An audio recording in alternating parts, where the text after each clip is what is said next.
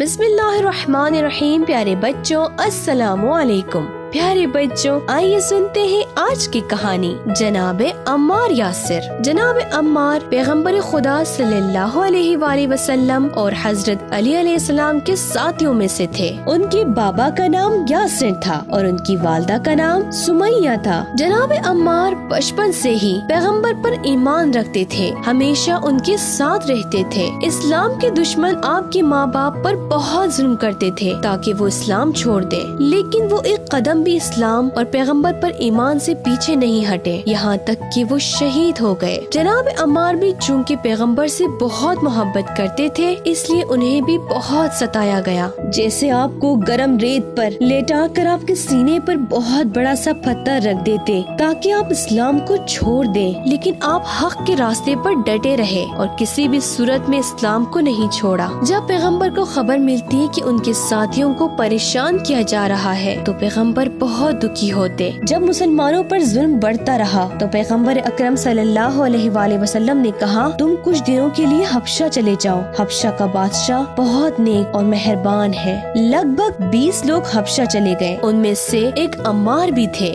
دشمنوں نے آپ کا پیچھا بھی کیا لیکن کامیاب نہ ہو سکے۔ کچھ دن بعد سب مکہ واپس آ گئے۔ دن بدن مسلمانوں کی تعداد بڑھتی گئی، جس کی وجہ سے دشمنوں نے پیغمبر کو قتل کرنے کا ارادہ کیا۔ پیغمبر خدا کے حکم سے دشمن کی سازش سے باخبر ہو گئے اور خدا کے حکم سے آپ مکے سے مدینے ہجرت کر گئے۔ یہ ہجرت مدینے میں اسلام کی حکومت کی شروعات تھی۔ مدینے پہنچ کر پیغمبر اکرم صلی اللہ علیہ وآلہ وسلم نے قباء نام کی مسجد بنوائی۔ اس مسجد کو بنانے میں عمار نے بہت مدد کی۔ مدینے میں کچھ سال رہنے کے بعد آپ نے امام علی علیہ السلام کے بارے میں لوگوں کو بتایا کہ امام علی علیہ السلام میرے بعد میرے جانشین ہے اور ان کی اطاعت واجب ہے۔ آپ نے یہ بھی فرمایا کہ میں علم کا شہر ہوں اور علی اس کا دروازہ ہے۔ میں علم کا شہر ہوں اور علی اس کے دروازہ ہے۔ جناب عمار کو ہمیشہ پیغمبر اکرم صلی اللہ علیہ وآلہ وسلم کی بات یاد رہی، اس لیے پیغمبر کی وفات کے بعد ہمیشہ امام علی علیہ السلام کے ساتھ رہے اور ان کی اطاعت کرتے رہے۔ جناب عمار کو جب بھی موقع ملتا وہ لوگوں کو دشمن کی سازشوں کے بارے میں بتاتے اور لوگوں سے کہتے کہ علی کو پہچانو، وہ پیغمبر خدا کے جانشین ہیں، ان کی اطاعت کرو تاکہ گمراہ نہ ہو۔ ویسے تو پیغمبر کے سبھی ساتھی مہربان تھے، لیکن جناب عمار کا پورا وجود ایمان میں ڈوبا ہوا تھا، اس لیے ان کی باتیں اندھیرے میں روشنی کی طرح کام کرتی تھیں۔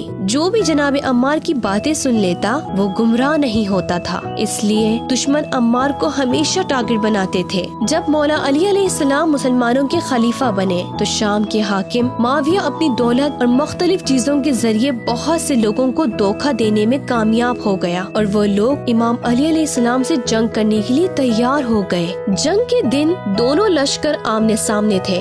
جنگ شروع ہونے سے پہلے جناب عمار دشمن کی فوج کے پاس گئے اور آخری وقت تک انہیں سمجھاتے رہے تاکہ وہ امام علی علیہ السلام سے جنگ نہ کریں، لیکن انہوں نے ایک نہیں سنی اور پھر مجبور ہو کر جناب عمار کو اپنے ساتھیوں کو جنگ کرنے کی تیاری کے لیے کہنا پڑا۔ امام علی علیہ السلام کی فوج میں کئی کمانڈرز تھے، جن میں سے ایک جناب عمار بھی تھے۔ اس وقت جناب عمار کی عمر 90 سال تھی، لیکن آپ نے تمام بہادری کے ساتھ جنگ کرتے رہے یہاں تک کہ شہید ہو گئے۔ جناب عمار کو اپنی شہادت کا پورا اطمینان تھا، کیونکہ پیغمبر خدا صلی اللہ علیہ وآلہ وسلم نے کئی سال پہلے ہی انہیں مسجد نبوی میں خبر دے دی تھی کہ انہیں باغی گروہ قتل کر دے گا۔ جب جنگ ختم ہوئی تو پورے میدان میں لاشیں اور زخمی بدن بکھرے ہوئے تھے۔ امام علی علیہ السلام ان کے درمیان جناب عمار کے بدن کو تلاش کر رہے تھے۔ جیسے ہی آپ نے جناب عمار کے بدن کو دیکھا آپ کی آنکھوں سے آنسو جاری ہو گئے۔ آپ زمین پر بیٹھ گئے اور جناب عمار کا سر اپنی باہوں میں لے لیا۔ آپ کو صفین میں ہی دفن کیا گیا۔ اسلام کے دشمنوں نے لوگوں کو امام علی علیہ السلام اور اہل بیت سے دور کرنے کی بہت کوشش کی، لیکن جناب عمار جیسے با ایمان افراد لوگوں کو حق کا راستہ بتاتے رہے، کیونکہ انہیں دوست اور دشمن کی اچھی طرح پہچان تھی۔ پیارے بچوں، ہمیں ان کی زندگی سے یہ سیکھنا چاہیے کہ وقت کے امام کی معرفت حاصل کریں اور ان کا ساتھ دینے کے لیے خود کو تیار کریں۔